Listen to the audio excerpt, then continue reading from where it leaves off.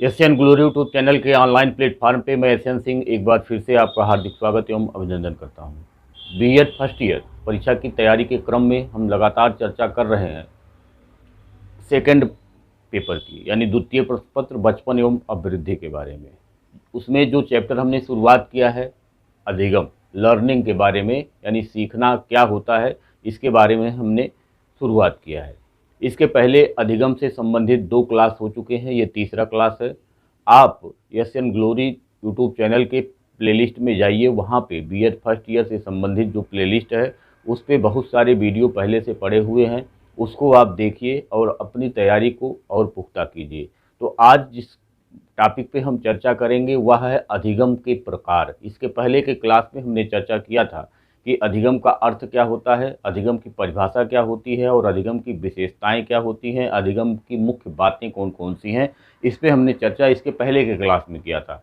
आज की क्लास में हम चर्चा करेंगे कि अधिगम के प्रकार कौन कौन से होते हैं। तो अगर हम साधारणतया देखें कि साधारण रूप से अधिगम के कितने प्रकार होते हैं, तो साधारण रूप से अधिगम के 3 प्रकार होते हैं। देखिए कौन कौन होते हैं। सबसे पहला जो होता है, कुछ मनोवैज्ञानिकों के द्वारा अधिगम के प्रकार का वर्णन किया गया है और कुछ साधारण रूप से ऐसे ही अगर हम कहें कि अधिगम कितने प्रकार का होता है तो ऐसे भी हम अधिगम के बारे में कह सकते हैं कि अधिगम कितने प्रकार का होता है। तो साधारण रूप से भी हम चर्चा करेंगे और जो विभिन्न मनोवैज्ञानिक हैं उनके बारे में भी हम चर्चा करेंगे। तो सबसे पहले साधारण रूप से अगर हम देखें तो अधिगम 3 प्रकार का होता है। साधारण रूप से अगर हम देखें तो अधिगम 3 प्रकार का होता है।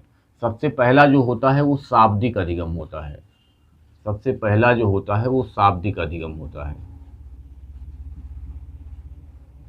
दूसरा जो होता है वह गामक अधिगम होता है। गामक अधिगम। और जो तीसरा होता है वो समस्या समाधान अधिगम। समस्या समाधान अधिगम।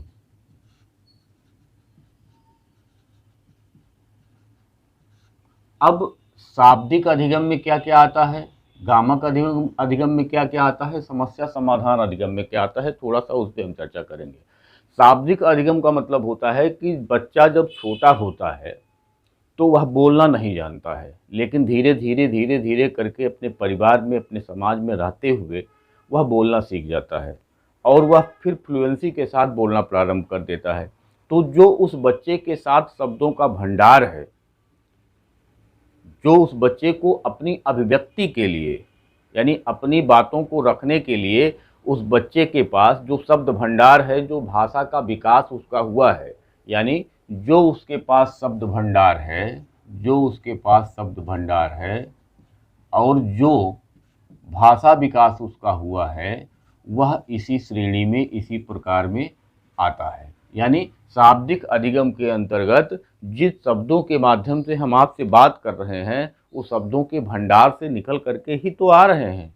तो ये जो शब्द भंडार है, ये जो हमारा भाषा का विकास हुआ है, इस प्रकार का जो अधिगम होता है उसी को हम शाब्दिक अधिगम कहते हैं।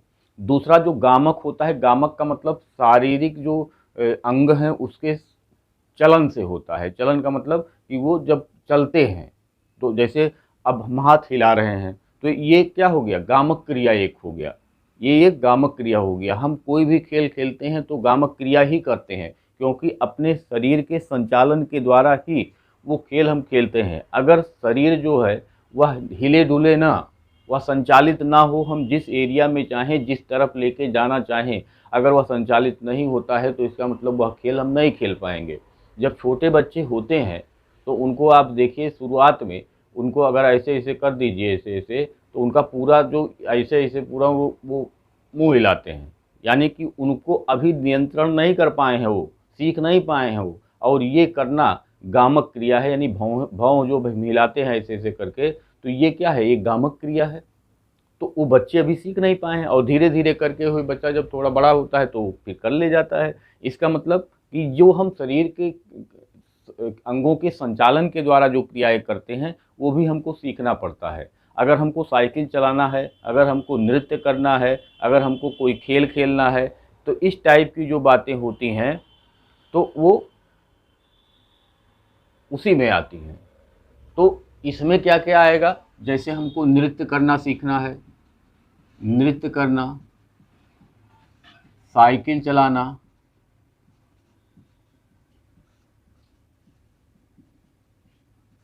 इसके अलावा अगर हमको मान लीजिए टाइपिंग सीखना है तो ये गामक क्रियाओं के साथ ही इसको हम कर सकते हैं, इसको हम सीख सकते हैं। तो ये हो गया गामक क्रिया का मतलब शरीर के संचालन किस प्रकार से किया जाए उसको जो सीखना होता है उसी को हम गामक सीखना कहते हैं, यानी कि उसी को हम गामक क्रिया कहते हैं, गामक सीखना कहते हैं। और तीसरा जो प्रकार है वह है समस्या समाधान अधिगम। और समस्या समाधान अधिगम में जो नवीन समस्याएं हमारे सामने आती हैं, नवीन समस्या का समाधान, जो नवीन समस्याएं हमारे सामने आती हैं उसका हम किस प्रकार से समाधान करें यह हमारे अनुभव पर निर्भर करता है। और धीरे धीरे धीरे करके हम उसको सीखते हैं, समाज में रह के, अपने परिवार में रह के उसको सीख जाते हैं।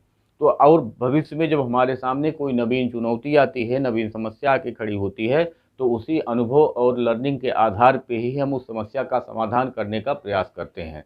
तो साधारण रूप से अगर हम देखें तो जो अधिगम होता है वो कुल 3 प्रकार का होता है। लेकिन इसी में फिर आगे डेविड आशुबेल ने कुल 4 प्रकार के सीखने की बात की है। डेविड आशुबेल ने कुल 4 प्रकार के सीखने की बात की है, जिसमें पहला है रटकर सीखना, दूसरा अर्थपूर्ण अधिगम, तीसरा अभिग्रहण अधिगम और चौथा अन्वेषण अधिगम। तो हम इस पे चर्चा करेंगे कि जो डेविड आशुबेल के अनुसार सीखने के प्रकार अगर सामान्य रूप से देखा जाए तो अधिगम के 3 रूप बताए गए हैं। अगर डेविड आशुबेल के अनुसार देखें तो अधिगम के कुल 4 प्रकार बताए गए हैं। और अगर हम गयने के हिसाब से देखें, गयने के अनुसार देखें तो अधिगम के कुल 8 प्रकार बताए गए हैं। अगर हम साधारण रूप से चर्चा करें तो अधिगम के कौन कौन से प्रकार होते हैं, तो सबसे पहले शाब्दिक अधिगम होता है, जो हमारे पास शब्दों का भंडार होता है, जो हमारा भाषा विकास होता है, उसी को हम शाब्दिक अधिगम के रूप में लेते हैं। गामक अधिगम का मतलब जो हमारे शरीर की क्रियाओं का, शरीर की जो क्रियाएं हैं, यानी जो हमारे शरीर के अंगों का संचालन होता है, जो हमारे शरीर के अंगों को हम गतिशील करते हैं, उसी गतिशील करने की क्रिया को ही हम गामक बोलते हैं, ये मनोविज्ञान की भाषा में। तो गामक क्रियाएं जो होती हैं उसको अगर हम सीखते हैं, जैसे अगर हमको साइकिल चलाना सीखना हो, हमको नृत्य करना सीखना हो, हमको टाइप करना सीखना हो, तो इस टाइप की जो बातें हैं अगर वो हम सीखते हैं तो वो गामक क्रियाओं के अंतर्गत आते हैं और उसी को हम गामक अधिगम कहते हैं। और तीसरा है समस्या समाधान अधिगम। समस्या समाधान अधिगम के अंतर्गत जो हमारे सामने आने वाले चुनौतियां हैं, आने वाली समस्याएं हैं, उसके समाधान के लिए हम जो प्रयास करेंगे उसी को हम कहते हैं कि समस्या समाधान अधिगम, यानी समस्याओं के समाधान का जो हम को करने के लिए जो हम सीखते हैं उसी को समस्या समाधान अधिगम कहते हैं।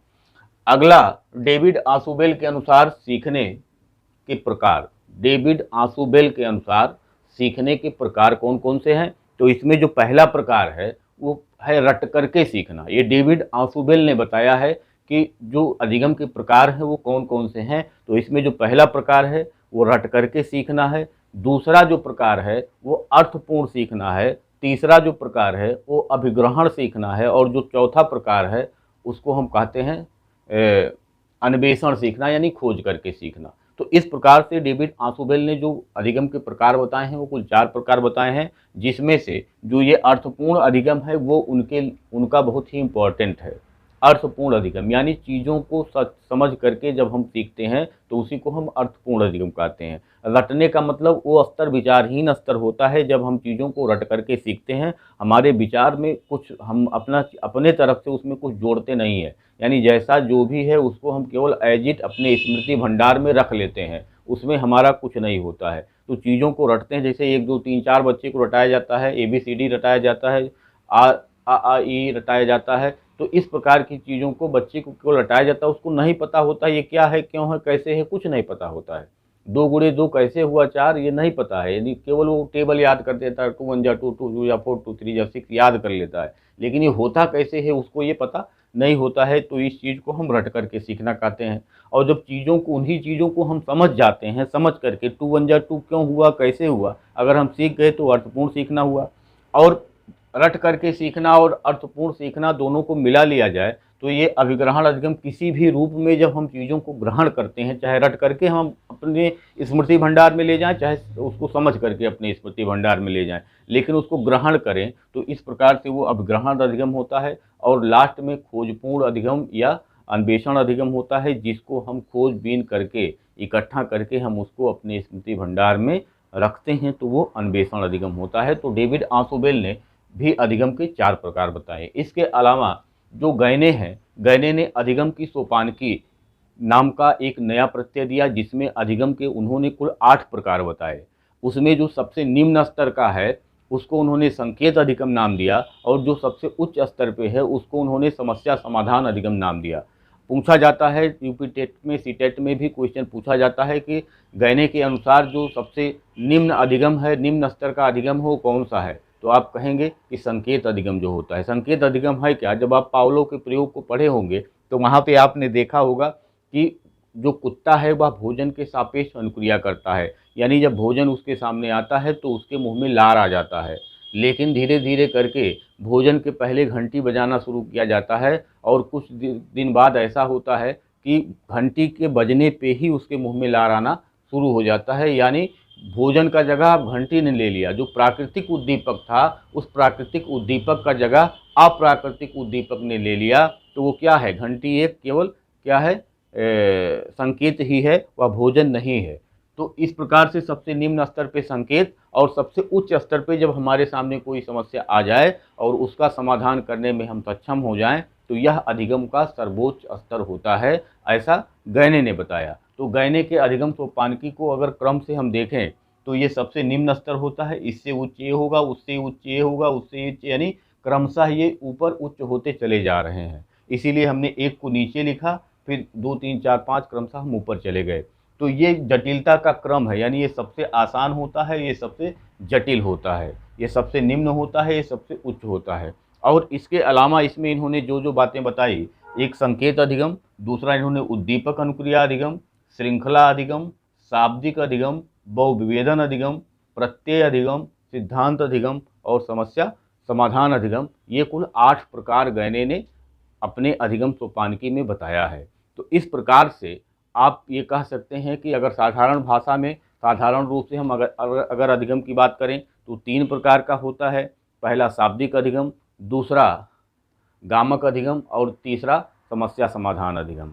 अगर डेविड आंसुबेल के अनुसार हम बात करें तो डेविड आंसुबेल के अनुसार पहले रटकर सीखना, फिर अर्थपूर्ण सीखना, फिर अभिग्रहण सीखना और चौथा अन्वेषण सीखना, ये 4 प्रकार डेविड आंसुबेल का है, जिसमें इन्होंने अर्थपूर्ण अधिगम को सबसे महत्वपूर्ण स्थान दिया है। अगर हम गैने की बात करेंगे तो गैने ने अधिगम के कुल 8 प्रकार बताए हैं, जिसमें जो संकेत अधिगम हो सबसे निम्न स्तर है और जो समस्या समाधान अधिगम हो सबसे उच्च स्तर है। तो इस प्रकार से हम अधिगम के प्रकारों के बारे में हमने चर्चा किया। ये अधिगम के प्रकार हैं, 2 मनोवैज्ञानिकों के अनुसार और एक साधारण रूप से। तो आपको क्लास कैसा लगता है, आप इसके कमेंट बॉक्स में कमेंट ज़रूर करिएगा और अपने दोस्तों के पास इस वीडियो को ज़रूर पहुंचाने का प्रयास कीजिएगा। धन्यवाद, नमस्कार।